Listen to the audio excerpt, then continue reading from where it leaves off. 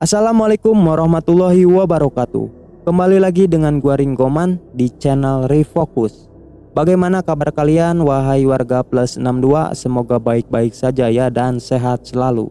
Kali ini gua akan merekap alur cerita film yang berjudul Serigala Terakhir yang dirilis pada tahun 2009. Mungkin kalian sudah menonton film ini, saking kerennya nih film. Tapi untuk bernostalgia, gua coba untuk menceritakannya kembali. Jadi film ini mengisahkan 5 orang sahabat, bisa dibilang preman kampungnya di sana, yang menjaga daerah kekuasaannya dari pengedar narkoba karena mereka tidak ingin kampungnya tercemar oleh narkoba. Namun karena salah satu dari mereka harus bergabung ke pengedar narkoba itu, maka terjadilah perang dingin di sana. Oke, kita langsung aja skuy.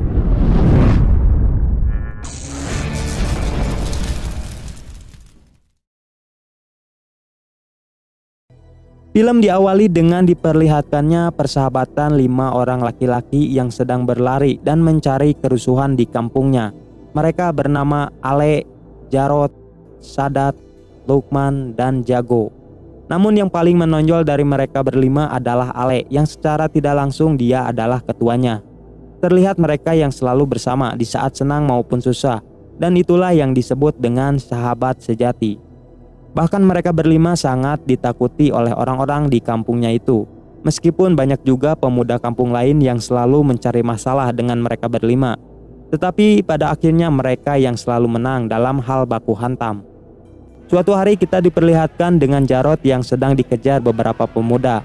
Dengan lari santunya ternyata Jarot membawa mereka ke markas geng Ale. Dan terjadilah baku hantam di sana.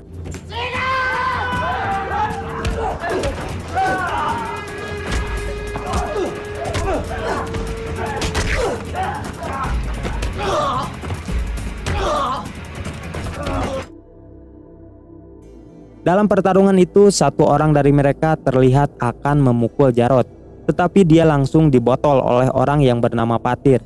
Mereka berlima memanggilnya si Bisu karena gak bisa bicara dan selalu dibully oleh geng Ale. Padahal Patir itu selalu ingin bergabung dengan mereka berlima. Hanya Jarot saja yang terlihat sedikit memperdulikan Patir. Setelah itu kita diperlihatkan 2 kelompok yang akan tawuran antar kampung. Salah satu kelompok itu dipimpin oleh Ale dan keempat sahabatnya.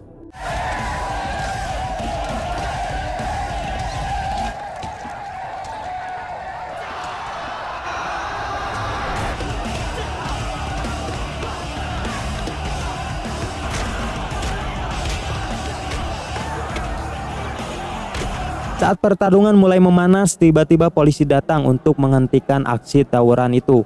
Karena kejadian itu mereka berlima dikejar-kejar oleh polisi. Tetapi terlihat mereka menikmati adrenalin saat dikejar polisi. Karena hidup itu penuh tantangan, jadi cobalah. Setelah mereka lolos, kemudian datang wanita yang tak lain adalah adik Ale. Ia bernama Aisyah. Sebelum Aisyah pergi, kemudian Jarot memberikan sapu tangan Aisyah yang terjatuh. Scene berganti ketika mereka berlima yang akan melakukan pemotretan di sebuah studio foto untuk mengabadikan momen mereka bersama untuk kenangan di masa yang akan datang, dan mereka berjanji akan selalu bersama sampai mati. Kemudian kita diperlihatkan dengan Ale dan keempat sahabatnya yang akan bertanding bola dengan kampung lain. Terlihat pertandingan mereka disaksikan banyak orang. Di sana ada Patir juga yang sedang dibully anak-anak, namun hanya Jarot saja yang kembali memperdulikannya. Saat pertandingan dimulai, mereka bukannya main seperti biasa, malah seperti Shaolin Soccer, saling jegal kaki lawan. Bola boleh lolos tapi orangnya jangan.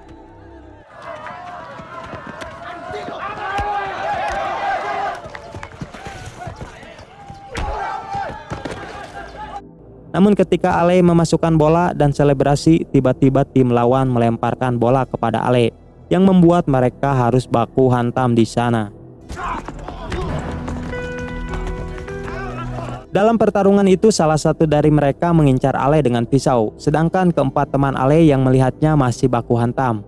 Tapi ketika Jarot lolos, dia dengan cepat langsung menghantamkan bata ke kepala orang itu hingga tewas seketika, yang membuat semua terdiam dan langsung kabur.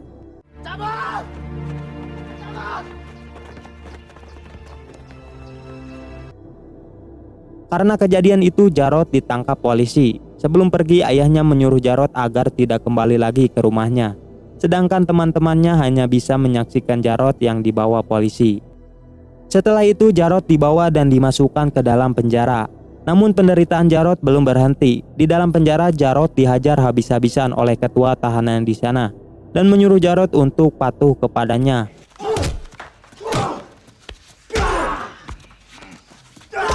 Setiap hari Jarod terus disiksa oleh ketua narapidana itu. Kita sebut saja Rocky. Bahkan sampai diom-bool-om oleh Rocky, yang membuat Jarod semakin menderita. Bahkan ia lebih memilih mati daripada harus disodok.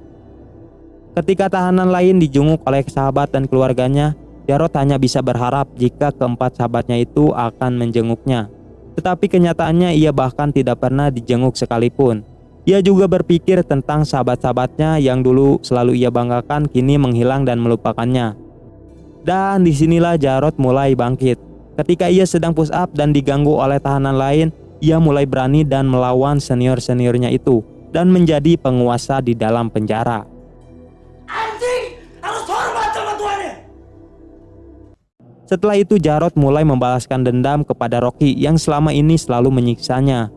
Lalu ia membalikan keadaan, apa yang selalu ia terima kini ia lakukan kepada Rocky. Lalu Jarod menghajarnya dan menusukkan besi ke bool Rocky. Itulah hari kebangkitan sang serigala.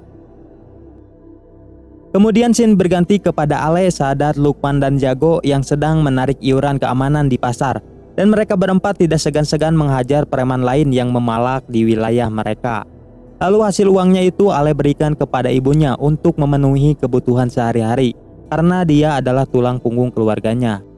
Lalu di sini kita diperkenalkan dengan adik laki-laki Ale yang bernama Bara. Di malam harinya mereka berempat selalu bersenang-senang dan melakukan rutinitas seperti biasa yang kini mulai melupakan Jarod yang ada di penjara. Tetapi ketika mereka pulang, mereka berempat tidak sengaja melihat dua orang yang sedang bertransaksi narkoba di kampungnya. Yang ternyata orang itu dari anggota geng Naga Hitam, geng yang sangat dibenci oleh Ale. Karena kejadian itu Ale mulai memperketat wilayah kekuasaannya dengan menambah pasukan agar tidak terjadi transaksi narkoba lagi di kampungnya. Bersamaan dengan itu kita diperlihatkan dengan Patir yang datang menghampiri mereka. Bisa kita ketahui tujuan Patir datang ke sana sama seperti sebelumnya, yang ingin bergabung dengan geng Ale untuk menjaga kampungnya. Namun Ale dan teman-temannya malah membuli Patir yang terlihat noob dan hanya akan menjadi beban. Ketika Patir pulang, ia melihat rumahnya yang sudah banyak orang dan ternyata neneknya sudah meninggal, yang membuat dia kini hanya tinggal seorang diri dan memutuskan untuk merantau. Beberapa tahun kemudian kita diperlihatkan dengan Jarod yang sudah bebas dari penjara, yang ternyata ia dijemput oleh Patir si bisu, yang kini penampilannya cukup mantap, berbeda dari sebelumnya. Namun tak disangka ternyata Patir sudah bergabung ke geng Naga Hitam, yang dimana kita tahu Naga Hitam adalah musuh besar geng Ale. Lalu Jarod dibawa Patir ke markas besar Naga Hitam. Ia disambut hangat oleh mereka, dan ternyata para bos besar Naga Hitam sudah memantau Jarod ketika dalam penjara, dan mereka membutuhkan kekuatan Jarod untuk masuk ke organisasinya. Setelah Jarod diberi motivasi oleh bos-bos di sana, akhirnya Jarod pun ikut bergabung ke Naga Hitam.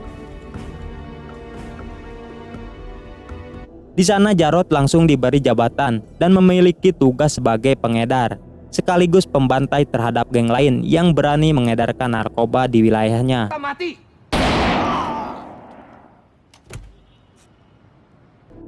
Scene berganti kepada Ale, Lukman, dan Sadat yang diberitahu Jago tentang Jarod yang sudah keluar dari penjara. Mendengar hal itu, Ale terlihat bahagia karena skuad mereka akan kembali komplit. Namun setelah mengetahui Jarod telah bergabung ke Naga Hitam, Ale sangat marah dan menyuruh mereka bertiga agar tidak memandang persahabatan dengan Jarod yang telah menjadi pengedar narkoba. Dan disinilah awal mereka berempat mulai melupakan Jarod dan menganggap Jarod kini menjadi musuhnya. Malam harinya kita diperlihatkan dengan Jarod yang bertemu dengan Aisyah di pasar malam, yang dimana kita tahu sebelumnya Jarod pernah bertemu dan janjian di pasar malam itu. Lalu mereka mengobrol tentang keadaan mereka yang sudah lama tidak bertemu. Keesokan harinya Jarod diundang oleh bos besar untuk datang ke klub malam. Terlihat di sana mereka bersantai bersama, yang ditemani wanita cantik. Wanita itu bernama Yani, yang ternyata ia adalah adik kandung Jarod. Tetapi ia hanya diam, yang dimana kita tahu Patir saja yang mengetahui tentang Yani. Setelah itu Jarod menunggu kepulangan Yani, dan ia menyuruh Yani untuk tidak bekerja lagi di sana, karena wanita baik-baik tidak bekerja seperti itu. Namun ternyata Yani terpaksa bekerja di sana sebagai pengganti tulang punggung keluarga, karena ayahnya yang sedang sakit. Mengetahui hal itu, Jarod hanya bisa terdiam. Kemudian kita diperlihatkan dengan Lukman yang sedang menghajar adiknya karena telah memakai narkoba yang terlihat dalam kondisi sakau. Dan setelah Lukman mengetahui orang yang memberi adiknya narkoba adalah Jarod, kini mereka berempat kembali memburu Jarod dan Patir. Ditambah lagi dengan kejadian Ale yang ditembak tangannya oleh Patir saat mereka mengejarnya menggunakan motor. Malam harinya kita diperlihatkan dengan Jarod yang pulang ke rumahnya secara diam-diam. Di sana ia bertemu dengan ibu dan adiknya. Namun kebahagiaan itu harus hilang seketika setelah melihat kondisi ayahnya yang sakit. Ditambah lagi dirinya yang belum dimaafkan oleh ayahnya. Tidak lama kemudian Aisyah datang dan menyuruh Jarod untuk pergi dari sana karena Ale dan temannya menuju ke sini untuk menangkap Jarod. Kemudian Jarod keluar lewat pintu belakang. Meskipun ada sedikit adegan kejar-kejaran, hingga akhirnya Jarod pun lolos setelah dibantu oleh Patir, yang dimana kita tahu dari awal Patir sudah mengikuti Jarod.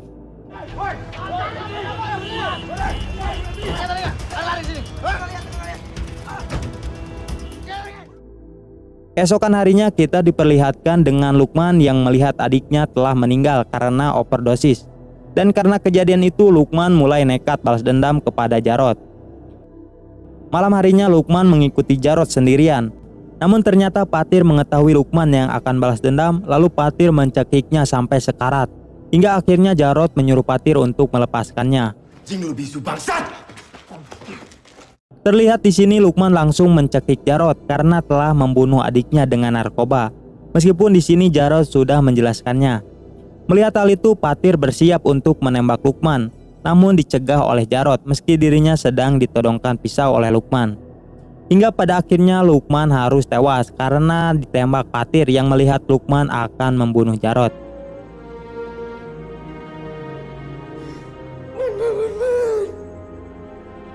Keesokan harinya, mayat Lukman ditemukan warga di dalam koper yang membuat Ale, Sadat, dan Jago sangat terpukul dan membuat mereka berniat akan balas dendam atas kematian Lukman. Dan ternyata cara balas dendam Sadat dan Jago seperti seorang pengecut. Mereka berdua memperkosa Yani, adik Jarod. Mengetahui hal itu, Ale sangat marah besar karena perbuatan mereka berdua. Karena mereka berlima mempunyai aturan untuk tidak melakukan kekerasan terhadap perempuan. Pergi lo dari sini! Pergi lo berdua!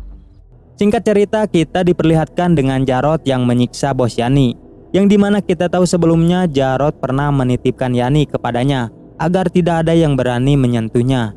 Setelah mengetahui Sadat dan Jago pelakunya, akhirnya ia membakar klub malam itu bersama bos Yani. Setelah itu ia menangkap Sadat dan Jago untuk mempertanggungjawabkan perbuatannya. Ada sahabat yang datang untuk membunuh sahabatnya sendiri. Bisa kita ketahui keadaan Yani kini menjadi gila setelah Sadat dan Jago memperkosanya.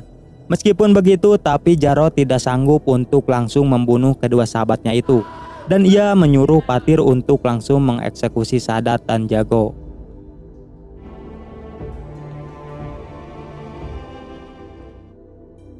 Kematian Sadat dan Jago sampai ke telinga Ale yang kini dia tinggal sendiri. Ia merasa terpukul setelah mengetahui semua sahabatnya mati di tangan Jarod. Saat di rumah ia tak sengaja melihat HP Aisyah yang mendapat panggilan dari Jarod. Melihat hal itu dirinya tambah marah. Ia tidak menyangka adiknya malah berhubungan dengan Jarod yang sudah menjadi pengkhianat.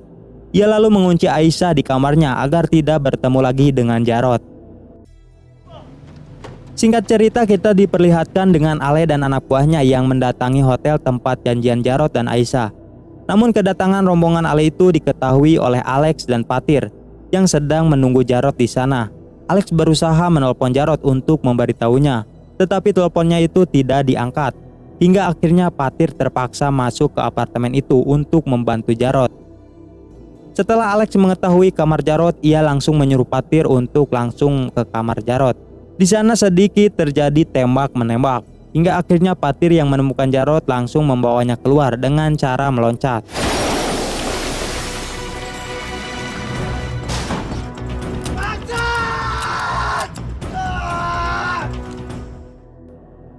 Karena kejadian itu, Alex dan Tito sangat marah kepada Jarod karena jika tidak ada mereka bertiga, Jarod bisa mati.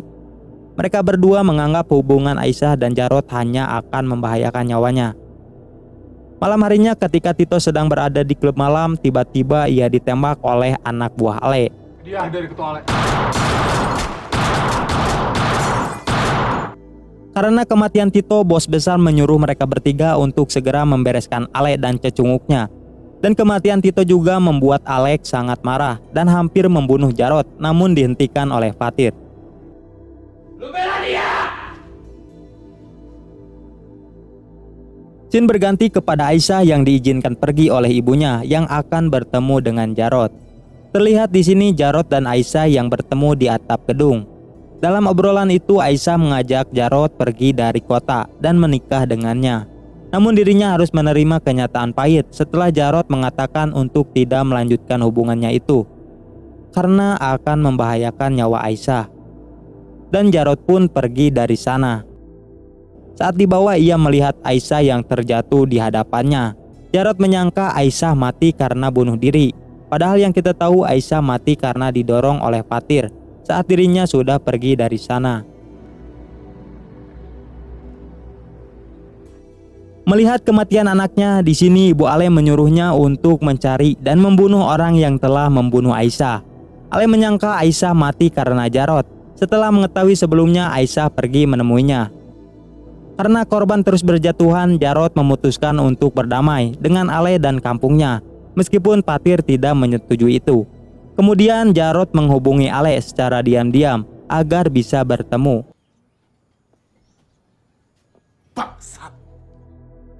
Dan mereka berdua bertemu di tempat yang dipenuhi mobil truk.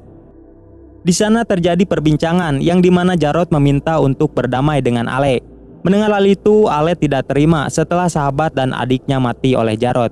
Meski Jarod sudah menjelaskan kejadian sebenarnya, Ale masih nekat untuk membunuh Jarod dan terjadi baku hantam di sana.